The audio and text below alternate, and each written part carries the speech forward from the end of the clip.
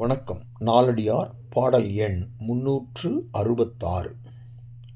கல்லாக் கழிப்பர் தலையாயார் நல்லவை துவாக் கழிப்பர் இடைகள் கடைகள் இனிது உண்ணேம் ஆரப் பெறேம் யாம் என்னும் முனிவினால் கண்பாடு இலர்.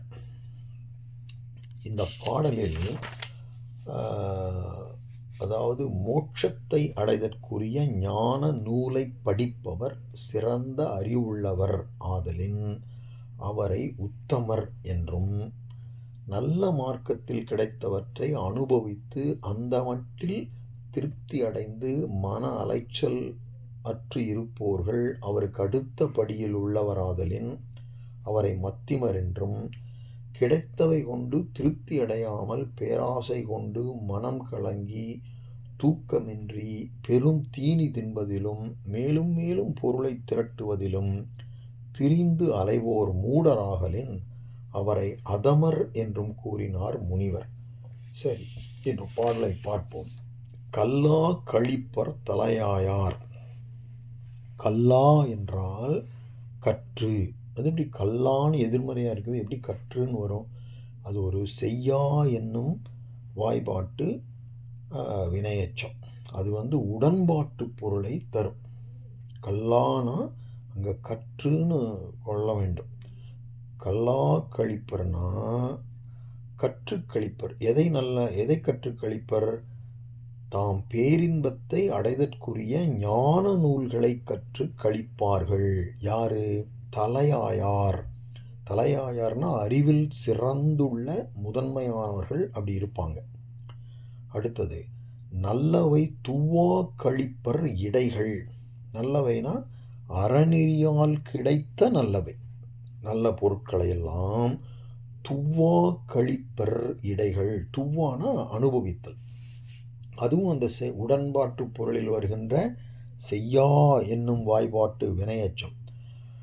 துவா கழிப்பர் என்றால் தூவி கழிப்பர், அனுபவித்து கழிப்பர். இடைகள் என்ன பண்ணுவாங்க? இவங்க அறவழியில் எல்லாம் போவாங்க, செஞ்சு பொருளை ஈட்டுவாங்க, நல்ல வாழ்க்கையை அனுபவிப்பார்கள். அவங்க இடைமக்கள். அந்த கற்றல் தொழில் அவங்ககிட்ட இல்லை. இவங்க ஏதோ வியாபாரம் பண்ணுறாங்க, யாரையும் தொல்லை பண்ணாமல் அறநெறியில் சென்று பொருள் ஈட்டி வாழ்க்கையை அனுபவிக்கிறாங்க. அவங்க இடைப்பட்ட மக்கள். கடைகள், அடுத்தது கடைகள் வர்றாங்க பாருங்க. அவங்க என்ன பண்ணுறாங்க? இனிது உண்ணேம் ஆரப்பெறேம் யாம் என்னும் முனிவினால் கண்பாடு இலர். கண்பாடு இலர்னா கண்படுதல்னா தூங்குதல். கண்பாடு இலர்னா தூக்கம் இல்லாதவர்கள். நைட்டில் இரவில் கூட அவன் தூங்க மாட்டான். ஏன் அப்படின்னா, அந்த உண்ணேம் ஆரப்பெறேம் அப்படின்னு சொல்லிட்டு இருக்கான் பாருங்க. இதெல்லாம் எதிர்மறை தன்மை பன்மை வினைமுற்றுகள். நாங்கள் சாப்பிடல, எங்களுக்கு அவனுக்கு எவ்வளவு உணவு போட்டாலும் அவனுக்கு திருப்தியே அடையிறதில்லை. எவ்வளவு இனிய உணவுகளை உண்டாலும் அவன் என்ன பண்ணுறான்? அப்புறம் அவனுக்கு எவ்வளவு பொருள் இருந்தாலும் அந்த திருப்தி அடையாமல் பேராசை கொண்டு கடைகள் என்ன பண்ணும்னா, யாம் இனிது உண்ணேம், நான் நல்ல சாப்பாடை இன்னும் சாப்பிடலையே, ஆரப்பெறேம். ஆரம்னா நிறைய, இன்னும் எனக்கு பொருள் வரலையே, கிடைச்ச பொருள் பத்தில், என்னும் முனிவினால். என்னும் முனிவினால்னா ஒரு வெறுப்பு.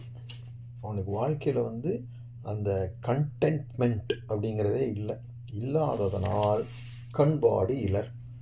அவன் இரவு நேரத்தில் கூட தூங்காமல் அப்படியே இதை பற்றியே நினைத்து கொண்டிருப்பான் என்பது இப்பாடலின் பொருள்.